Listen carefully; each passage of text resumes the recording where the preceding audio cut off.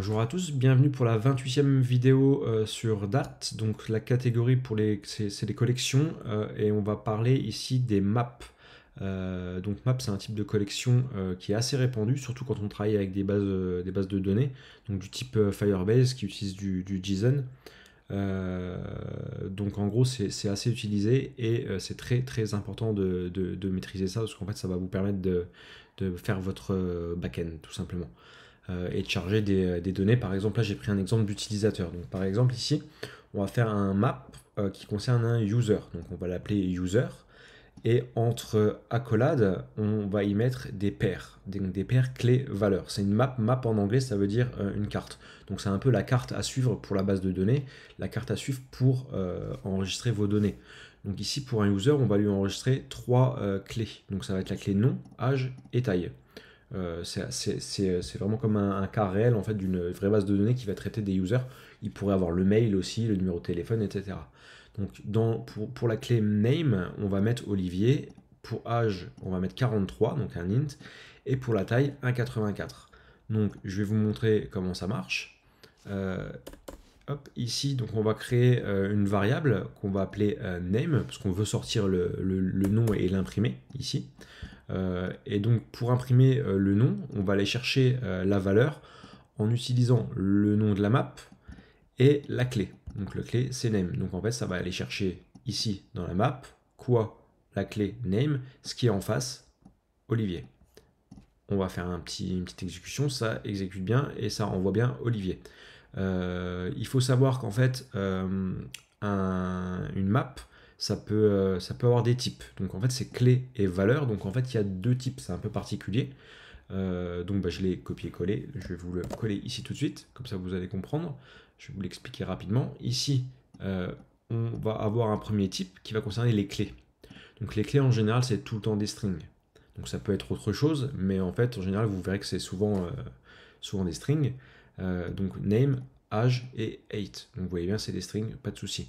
Ici, ce que je vous avais dit dans les précédentes vidéos, je ne sais pas si vous les avez vues. Si vous les avez vues, en fait, j'avais parlé du mot-clé dynamic.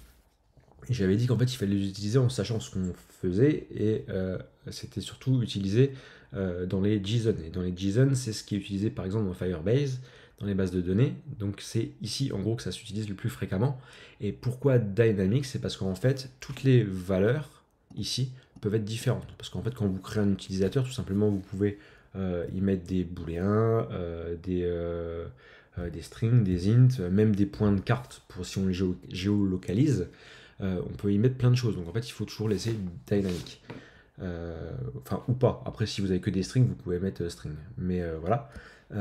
Ici, ça marche comme les listes. On peut typer ici, ça revient au même. Voilà. Donc j'ai à peu près tout dit. Ça peut se modifier. Alors, on va regarder pour les modifications. Ici, par exemple, si on veut, on a la clé âge et on veut modifier la valeur. C'est assez simple. Donc on va aussi imprimer la map derrière pour voir que ça marche bien, que ça fonctionne bien. Donc ce qu'on fait, on prend le nom de la map et entre crochets, on note la clé. Donc la clé c'est une string, donc on met entre guillemets, et on y met la valeur qu'on veut. Donc en gros, moi, au lieu de 43, je me fais vieillir un petit peu, hein, comme si j'avais besoin de ça, et je me mets 44. Donc en fait, je vais faire un run, je vais exécuter. Ça va afficher toutes les valeurs. Et voilà, en âge, la clé âge, en fait, elle prend bien la valeur 44. Donc là, j'ai pris un an, pas de souci, ça a marché. Si par exemple, vous voulez ajouter un champ, c'est possible. Par exemple, l'utilisateur, est-ce qu'il est vérifié, est-ce qu'il a cliqué sur un lien de confirmation? On va dire oui. Donc, ici, on va rajouter un champ clé valeur. Voilà, la clé est bien rajoutée et en face, on a bien mis la valeur true, un booléen. Donc voilà, d'où l'utilité du fameux dynamic. On peut mettre aussi un booléen. Voilà. Autre chose, donc bon, voilà, là, vous savez comment tout fonctionne. Une précision, en fait, à la compilation, Dart ne sait pas du tout quel est le type de ce qu'on prend.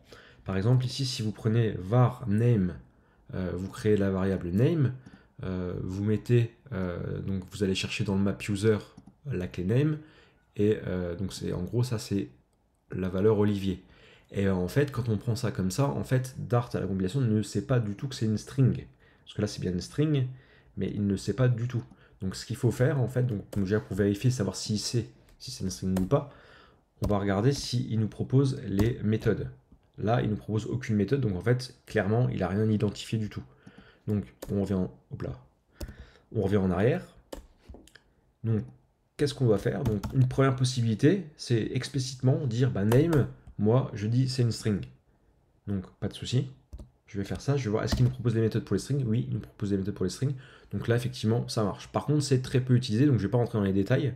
Mais vous verrez que pour les fichiers JSON et les fameuses bases de données avec Firebase et compagnie, on doit utiliser le mot-clé as. Donc je vais vous montrer comment ça fonctionne. Ici, on laisse donc la variable name classique avec var, le mot-clé var.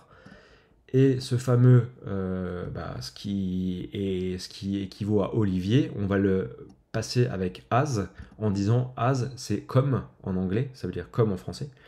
As string, comme une string. Donc on va regarder si ça fonctionne. Donc là c'est vraiment pour la petite précision, pour les prochaines vidéos où je vous expliquerai ça plus précisément. On regarde est-ce que ça propose les méthodes, et oui effectivement ça propose les méthodes. Donc là en fait Dart a bien reconnu que c'est une string. Voilà, et bien à tout de suite dans la prochaine vidéo.